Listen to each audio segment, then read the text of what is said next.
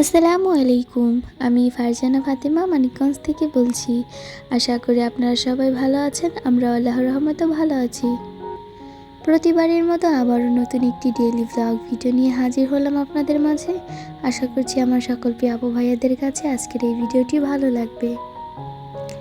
যে যেখান থেকে আমার আজকের এই ভিডিওটি দেখছেন, দয়া করে একটি লাইক দিয়ে পুরো ভিডিওটি কন্টিনিউ করবেন। এতে করে আমার এই ভিডিওটি আর অনেকের কাছে পৌঁছাতে সাহায্য করবে। আজকে সারাদিন সকাল থেকে একটানা বৃষ্টি হয়ে যাচ্ছে। আর বৃষ্টি সবসময় সবার জন্য আনন্দের হলেও কিছু কিছু সময় অনেকের জন্য খারাপ কিছুই বয়ে আনে। আমার তো রান্নাঘরের সাইড দিয়ে জানালা যে আছে ওইখান দিয়ে পানি এসে আমার রান্নাঘর ভিজে একাকার হয়ে গিয়েছে। এমনিতেই তো ঘরে সবসময় বন্দি হয়ে থাকি, তারপরও এই বৃষ্টির মধ্যে আরও নিজেকে বন্দি বন্দি লাগে। আর এছাড়া আমার তো বিকালের দিকে ক্লাস রয়েছে, তো আমাকে প্রায় প্রতিদিনই বাইরে যেতে হয় এই কাদামাটি পার করে, যেটা আমার মোটেও পছন্দ না। বৃষ্টি ঠিকই পছন্দ করি, তবে বৃষ্টির পরে যে রাস্তাঘাট একবারে পিচ্ছিল হয়ে থাকে, তো সেই রাস্তা দিয়ে হাঁটা অনেকটা কষ্ট। আর আমাদের এইদিকে যেহেতু রাস্তার কাজ চলছে, তো গাড়ি তারপরে হেঁটে যাওয়া আসা করা, কাদা মাটি একবারে খুব বাজে অবস্থা।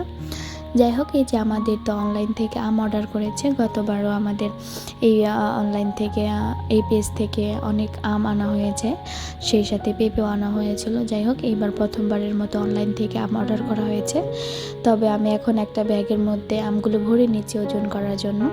আর ওজন করার কারণটা হচ্ছে, আমাদের যে আমের ক্যারেটটা দিয়েছে সেটার সাইডে খোলা ছিল, তাই যেখান থেকে আমরা আম নিয়েছিলাম সেইখানে জানানো হয়েছে, তো তারা বলেছে একটু মেপে দেখার জন্য। তো আমার কাছে যেহেতু ছোট মাপার মেশিনটা নেই, এইটা আছে, এটা দিয়ে মাপ করে নিয়েছি। আমাদের প্রায় 10 কেজি আম অর্ডার দেওয়া হয়েছিল। এখানে মোটামুটি 7-8 কেজির মতো আম ছিল। যাই হোক, আমাদের তো একটু কম আসলে সমস্যা নেই, তবে যে পেজ থেকে আমগুলো আসে তাদের নামে বদনাম হতে পারে। যাই হোক, এইগুলো যারা কুরিয়ার সার্ভিসের এখানে এসেছিল, তো সেইখান থেকে হয়তো রেখে দিয়েছেন।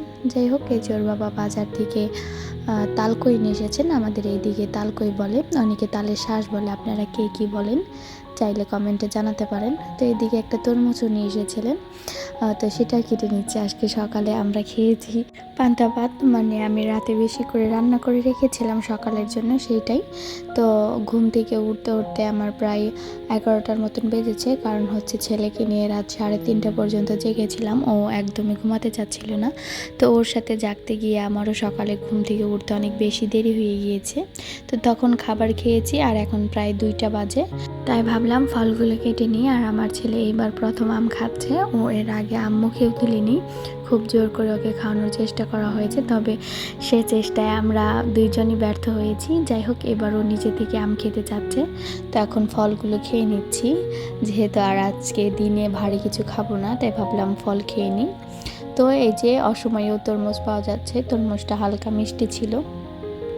যাই হোক, কথা বলতে বলতে ভিডিওর অনেক দূর পর্যন্ত চলে এসেছি। প্রতিবার আমি যে জিনিসটা আপনাদের কাছে চেয়ে থাকি, আজ এখনই চেয়ে নিচ্ছি। যারা যারা আমার ভিডিওটি এই পর্যন্ত দেখেছেন কিন্তু লাইক দিতে ভুলে গিয়েছেন, দয়া করে একটি লাইক দিয়ে দিন। আর যারা অলরেডি এই কাজটি করে রেখেছেন তাদের সবাইকে অসংখ্য ধন্যবাদ। এবং আজকে যারা নতুন আমার এই ভিডিওটি দেখছেন তাদেরকে বলবো, আমার এই ভিডিওর কোনো অংশ যদি আপনাদের কাছে ভালো লেগে থাকে তাহলে অবশ্যই আমার চ্যানেলটিকে সাবস্ক্রাইব করে আমার পাশে থেকে যাবেন।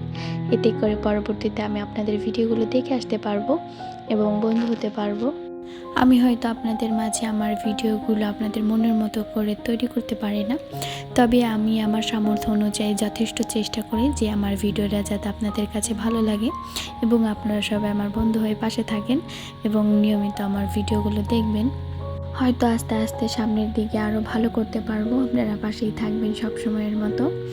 যাই হোক, আমি কয়েকদিন আগে আচার বানিয়ে রেখেছিলাম, তো সেটারই কিছু ক্লিপ রেখেছিলাম, তো সেটা আজকে অ্যাড করে দিয়েছি। তো এখানে আমি আম নিয়েছিলাম, আর আমগুলো আমি না কেটে আস্তে আস্তে দিয়ে দিয়েছি, কারণ আমগুলো বেশ ছোট ছিল। আর এখানে আমি 2টা নাগামরিচ দিয়েছি, আর চিনির সাথে আমি গুড় দিয়েছি যাতে করে কালারটা বেশ ভালো আসে। আর এটা আমি কয়েকদিন ভরে জাল করে নিয়েছি, আর তার জন্য এত সুন্দর একটা কালার এসেছে। তো এখন আমি এটাকে বয়ামে ভরে ফ্রিজে রেখে দেবো, তাই আমি বয়ামটাকে ভালো মতো ধুয়ে শুকিয়ে নিয়েছি। এরপর এটাকে ভরে রেখে দেব। আর আমের আচার তো বানিয়েছিলাম অনেক, আচারটা অনেক ভালো হয়েছিল, তাই বানানোর পরপরই অনেকটাই খাওয়া হয়ে গিয়েছে। তবে যতটুকু ছিল অতটাই আমি ফ্রিজে রেখে দিচ্ছি। তো এই আচারটা কিন্তু মিষ্টি আচার, আমার কাছে টক ঝাল আচারটা খুব একটা ভালো লাগে না, আমি মিষ্টি আচার খেতে বেশ পছন্দ করি। তবে অনেকে খিচুড়ির সাথে খেতে পছন্দ করেন, আমার সেটাও ভালো লাগে না, আমার খালি খালি খেতেই বেশি ভালো লাগে। আর আপনাদেরকে তো বলতে ভুলেই গিয়েছি, আমাদের যে অনলাইন থেকে আম আনা হয়েছিল সেটা হচ্ছে হিমসাগর আম। এখানে 10 কেজির দাম নিয়েছিল 1400 টাকা, হয়তো ডেলিভারি চার্জ সহ। যাই হোক, এরপর চলে আসলাম রাতে, আর রাতে রান্না করে রেখেছি খিচুড়ি গরুর মাংস দিয়ে। তো এখন রাতে খাবার সময় হয়ে গেছে, তো খাবারগুলো বেড়ে নিয়েছি। বৃষ্টি নামলে আমার বরাবরের মতো মুখরোচক কিছু খেতে ইচ্ছে করে, তো এই রান্না করার আগে আমি কিন্তু কিছু চিপস ভেজে খেয়ে নিয়েছি, তো সেটা আর ক্যাপচার করি নাই। যাই হোক, এখন আমি রাতের খাবার খেতে থাকি আর আপনাদের কাছ থেকে এখনই বিদায় নিয়ে নিই। আমার আজকের ভিডিওটি ছিল এ পর্যন্তই, আশা করি আপনাদের কাছে ভালো লেগেছে। আর ভালো লাগলে অবশ্যই আমার চ্যানেলটিকে সাবস্ক্রাইব করে এবং লাইক কমেন্ট শেয়ার করে আমার পাশেই থেকে যাবেন। আল্লাহ হাফেজ।